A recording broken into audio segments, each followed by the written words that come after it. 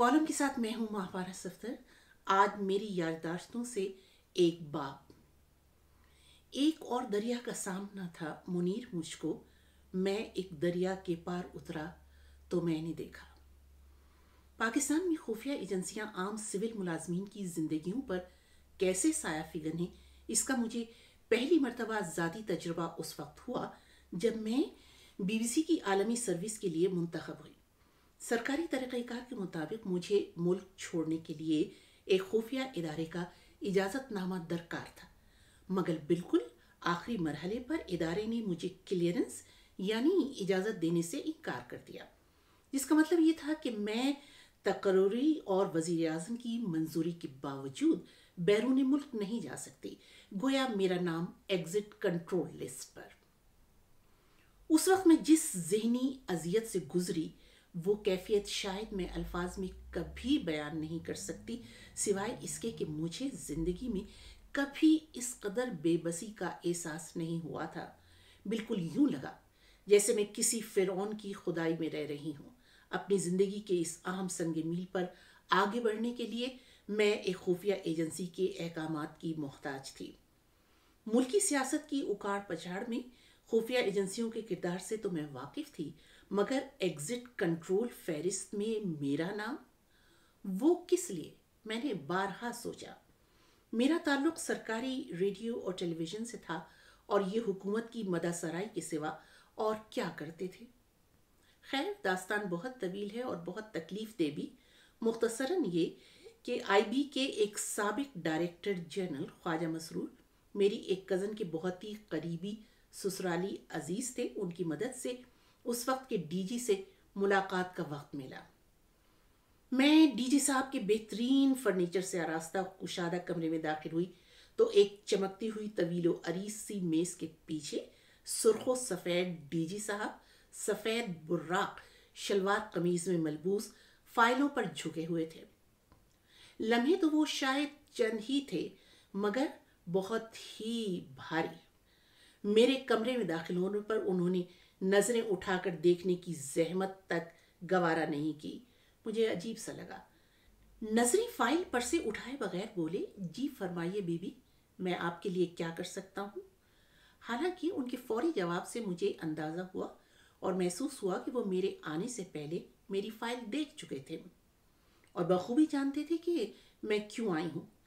کسی خفیہ ادارے کی سربراہ سے میری زندگی میں بالمشافہ یہ پہلی ملاقات تھی، لہٰذا میں کافی نروس تھی۔ میں نے کہا کہ میرے جانے کی تاریخیں تک طے ہو چکی ہیں، مجھے یہ سمجھ میں نہیں آ رہا کہ مجھے سفر کے لیے کلیئرنس کیوں نہیں دی جا رہی۔ اب کہ انہوں نے نظریں اٹھائیں اور مجھے دیکھتے ہوئے بولے، بی بی، آپ کا ایک سابق وفاقی وزیر سے ملنا جلنا ہے، یعنی آپ کے اس سے تعلقات ہیں۔ چند لمحوں کو میری آنکھوں کے سامنے اندھیرا سچ آ گیا اور مجھے سمجھ میں نہیں آیا کہ کیا جواب دوں۔ اس قدر قریب بے بنیاد جھوٹ میرے لیے بالکل ہی خلاف توقع تھا۔ وزیر موصوف پیپلز پارٹی کا تختہ الٹے جانے کے ساتھ ہی میرے اسلام آباد آنے سے پہلے بلکہ برسوں پہلے سیاسی افق سے مکمل غائب ہو چکے تھے۔ بہرحال چند لمحوں میں میں خود کو مجتمع کر چکی تھی اور اپنی صفائی دینے کے لیے تیار تھی۔ میں نے جواب دیا کہ ان محترم سے چند ماہ قبل جوش ملی آبادی کی برسی پر ہالیڈے ان میں میری پہلی اور آخری ملاقات ہوئی تھی۔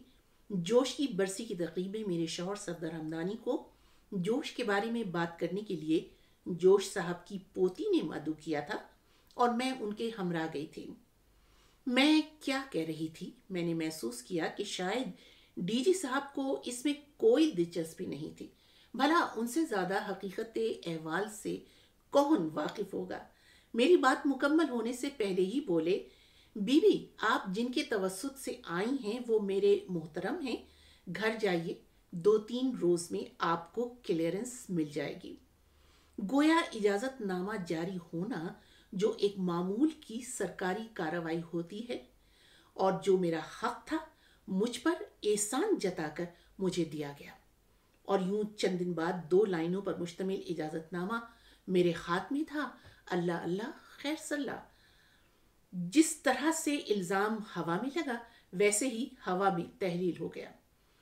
ظاہر ہے کہ میرے خلاف الزامات کی یہ فائل تیار ہونے میں ادارے کے کچھ تو وسائل خرچ ہوئے ہوں گے، مگر کس لیے؟ غریب عوام کو شاید یہ اندازہ بھی نہیں کہ جو مالی اور انسانی وسائل ان کی بہبود پر خرچ ہونے چاہیے وہ کس طرح بیجا تصرف میں لائے جاتے ہیں۔ جن اداروں یا اہلکاروں کے پاس اختیارات ہیں وہ کس قدر غیر ذمہ داری سے جھوٹ کا سہارا لے کر کسی عورت کا کیریئر تباہ کر سکتے ہیں۔ برسوں گزر گئے مگر یہ ذہنی کوفت، یہ کسک اور کئی سوال آج بھی ذہن سے محو نہیں ہوتے، حالانکہ میں جانتی ہوں ان کا جواب کبھی نہیں ملے گا۔ کیا یہ تھا وہ اسلامی نظام جو ایک ڈکٹیٹر ہمارے لیے چھوڑ گیا تھا، جس میں ایک پروفیشنل عورت کو اپنے کردار کی تصدیق سرکاری ایجنسی سے کروانی پڑی؟ کیا یہ الزام جرم کی اس زمرے میں یا اس نوعیت میں آتا تھا جس پر ملک سے باہر جانے پر پابندی لگا دی جائے؟ کاش میں کبھی جان سکتی کہ یہ کہانی کیوں بنائی گئی تھی، اس کا مقصد کیا تھا، مجھے کیوں بلا وجہ اپنی صفائی پیش کرنی پڑی۔ اور یہ بھی سوچتی ہوں کہ نہ جانے کتنی کارکن خواتین اب بھی اسی اذیت سے گزرتی ہوں گی۔ میرے ملک واپس نہ جانے کی جو کئی وجوہ ہیں ان میں سے ایک یہ فرعونی رویہ اور یہ خوف بھی تھا کہ جانے کب برسوں کی کمائی عزت کو ہوا میں اچھال دیا جائے۔ بس آج یہیں تک۔ میرا چینل سبسکرائب کرنا نہ بھولیے تاکہ آپ کو یہ معلوم ہوتا رہے کہ کب میرا کالم آ رہا ہے، اور ہاں اپنی رائے بھی ضرور دیجیے، انتظار رہے گا۔